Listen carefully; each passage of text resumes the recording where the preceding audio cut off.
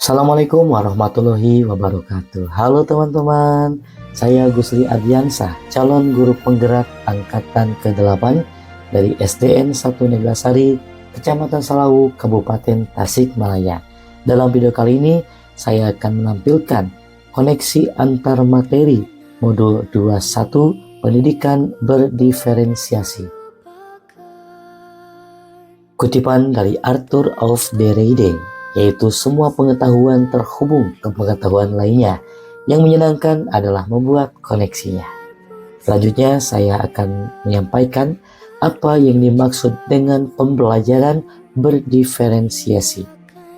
Pembelajaran berdiferensiasi adalah serangkaian keputusan masuk akal atau common sense yang dibuat oleh guru yang berorientasi kepada kebutuhan murid.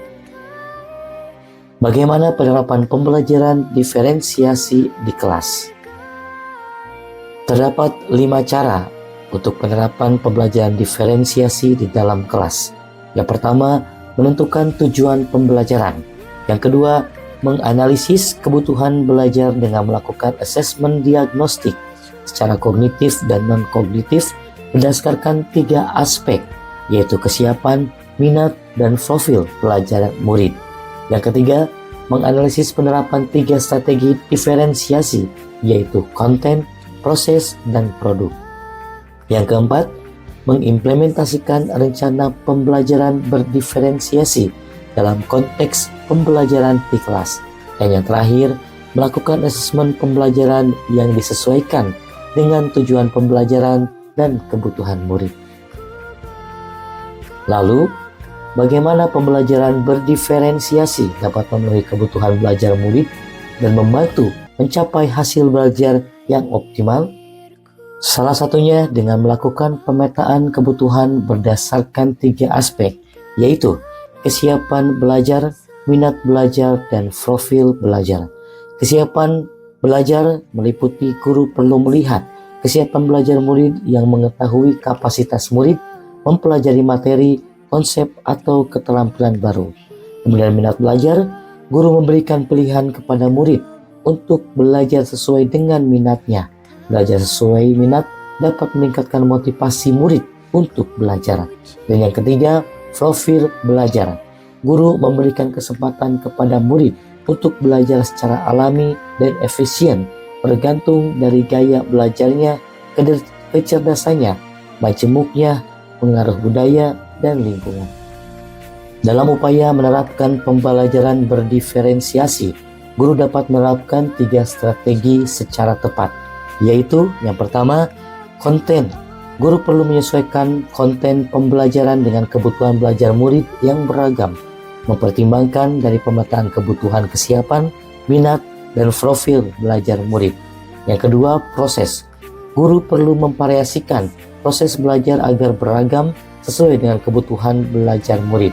Yang ketiga adalah produk.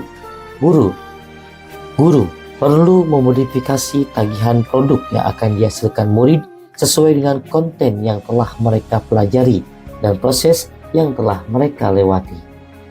Kemudian, bagaimana koneksi antar materi pembelajaran berdiferensiasi dengan modul lain di pendidikan guru penggerak yang pernah dipelajari?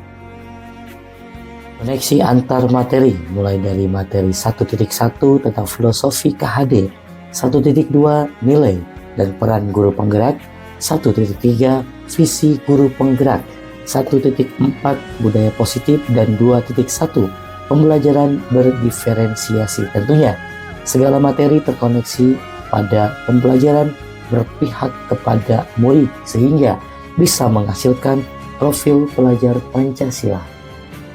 Terkoneksinya antar materi mulai dari modul 1.1, 1.2, 1.3, 1.4, dan 2.1. Kita dapat menarik kesimpulan bahwasanya pembelajaran berdiferensiasi sangat erat kaitannya dengan proses pembelajaran yang berpihak kepada murid sesuai dengan filosofi KHD. Nilai-nilai yang melekat pada guru yaitu mandiri, reflektif, inovatif, kolaboratif, dan berpihak pada murid merupakan komponen-komponen utama dalam mewujudkan pembelajaran berdiferensiasi. Murid sebagai subjek pembelajaran yang beragam harus terlayani dengan baik melalui visi misi yang baik pula. Pembelajaran berdiferensiasi merupakan bagian dari budaya positif. Demikianlah yang tersampaikan dalam video kali ini. Semoga menginspirasi. Guru bergerak Indonesia maju. Wassalamualaikum warahmatullahi wabarakatuh.